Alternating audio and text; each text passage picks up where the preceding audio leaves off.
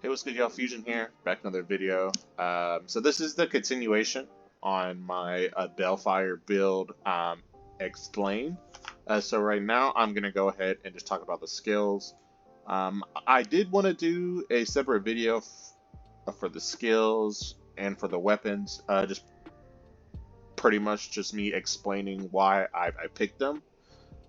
Because I personally like to see why. I mean, all that type of stuff.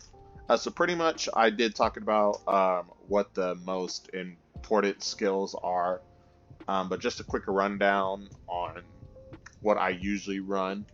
Um, Grim Resolve, gain might each time you are damaged in combat. With this build, since it is like the Balefire build, you are going to be dealing a lot of damage and taking a lot of damage as well. So you'll see later on in like the combat section on exactly why that is.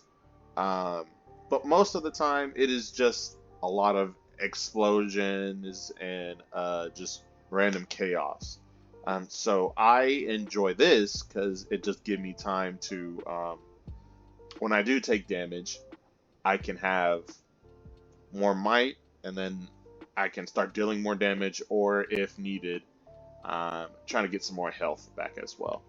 Um, Perfect counters. I take fatal counter. Um, Well-timed counters instantly kill grunts. It's just very useful, man. Um, with one of the rings that I do run, I gain health per kill. So if I can get just an instant kill, that's more health coming for me, and then that just keeps me alive. Crit strike, your crit chance increases significantly as long as your hit streak is above 20. Since I will be doing a lot of AoE, as well as I get random explosions happening, you will be above the 20 hit streak quite a bit. When it comes to huge fights, which is what I use certain builds for. Now, but for this explosion build, is what I might call it, this would be pretty good to have. But for a more one-on-one centric build, or if you're in more, well, for like my main non-explosive build, you could go either this, or I don't see a problem with this either. But since you'll be doing a lot of, well, since you're going to be playing on brutal, there's literally no point in doing this, because like the whole point is to not be getting damaged. So I would run this. You could also do this like to get more chances like to hit crits if you are someone who does hit X or clicks on time. So that means, but it honestly, like, it really doesn't matter that much. I prefer this. It really just depends on what you like. Ground finisher. When I'm facing bosses, like captains, I prefer this one. This gives you some more damage output, as well as it does. So your hits do crit sometimes as well, so you can get your burn or your poison off, as well as it does give you some more might also. But you could either do this one. I prefer Wraith Shield. I enjoy having that extra backup just in case. Or you could also go this one as well. But I prefer this when fighting captains, and then this whenever I'm not. Brutal Aggression. Always get the Ceaseless Might. That way that you don't use all of your might on one attack. Now you could, in theory, get the Wraith Execution, so you can execute more, like more people, but it's you'll get way more use out of this than with this, at least for this build. Second chance, gains you 3 second chances now. Always great to have those. Keeps you alive. This stuff doesn't matter. Spectral, Deadly Spectre, really doesn't matter. Now the main point is, well, the Mighty Shot. So pretty much with this build, what you want to do is get fire and poison happening as soon as possible, or just to cause enough kills and like destruction to cause your own poison explosions, which I will get into that in like the weapons part of it. But pretty much one of your weapons does allow you to. There's a chance where an enemy that is killed or downed will become almost a like poison ticking time bomb. Once that does explode, then Balefire poison is everywhere as an explosion, so it causes the burn and the poison like to be active at once. And that's pretty much what your goal is to have a lot of enemies become poison bombs. That way that you can have mass chaos, deal a lot of damage. People are dying just randomly. So that means that you do get your more health back because of the ring, so on and so forth. Now for this, for your Mighty Shot, either go Firestorm, causes your fire, or Venom, causes poison explosion. It really depends what you're not going with. Elven Light, Cleanse Fire. When you do it, then you get this big fire ring. Also, you're not, you are immune from damage while the animation is going, so definitely use that to your advantage. Or you can use the Poison Blast, my personal favorite.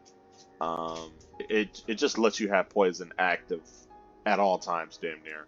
As well, it does give you some time to put that poison on, because that poison, once you do get like these items, then your poison will be probably your most effective skill.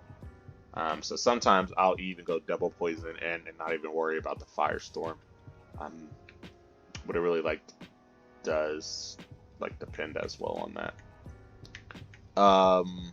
Tendril, poison tendril, poison the grog barrels. I enjoy contagion because again it does activate that that explosion, as well as people do start going like berserk. Then you kill them, that person kills somebody, then they become a poison bomb, or that guy is poisoned, and then that just causes more chaos. You should have already poisoned the grog, and then you shoot it, boom, Balefire, more poison, so on and so forth. So pretty much, this build is perfect for chaos. It's just poison everywhere. It also helps with the detonation skill. So you can go ahead and add like the Matreon, Matron scent, brings ghouls, and they do also cause poison as well. And it is and it would be a beast as well. So people who are scared of beasts, then they will become terrified and then run away. But also, like, you have that poison active on the ghouls as well. So that's easy poison damage also. And it's just good to have, again, more chaos. So more chances of people dying or becoming poison bombs. And then they just practically just get the kills like themselves, pretty much. Lastly, Ring Wraith, once you do get to a certain point, you can start to resurrect people, pretty much. I have poison weapons on, so the Revenants, they gain poison weapons when raised by Ring Wraith. So when you have your wrath full, then you can activate your Ring Wraith ability. People who, orcs who are raised from the dead get poison weapons. Pretty much. I don't know why that was so hard to say. Uh, Again, once you get to a certain point, chaos always happening, poison happening. Because of that, you will be dealing more damage. And with more poison comes more damage, causing you to gain more deaths. I mean, killing more ghouls, giving you more health, so on and so forth. After in-game, once you get these cool things right here, like the prestige stuff, I like to dump a lot into health recovery per kill. Just like I was stating before, it is important because you will be fighting a lot of people, and then people, ghouls, orcs, and then the orcs will die. You will gain more health. That will keep you alive. I like to also dump increased crit hit damage. Self-explanatory. More damage. Of course, so you can throw in might, focus, all that type of stuff, but more so, I prefer just throwing it in health. Health recovery. That's everything, man. So the next video will be a breakdown on like the weapons, and I do want to also do some gameplay for you guys as well, so you can see how like the weapons work and what your main point of the build and like gameplay is. But that's everything. Like, comment, and subscribe, and I'll see y'all next video. Peace.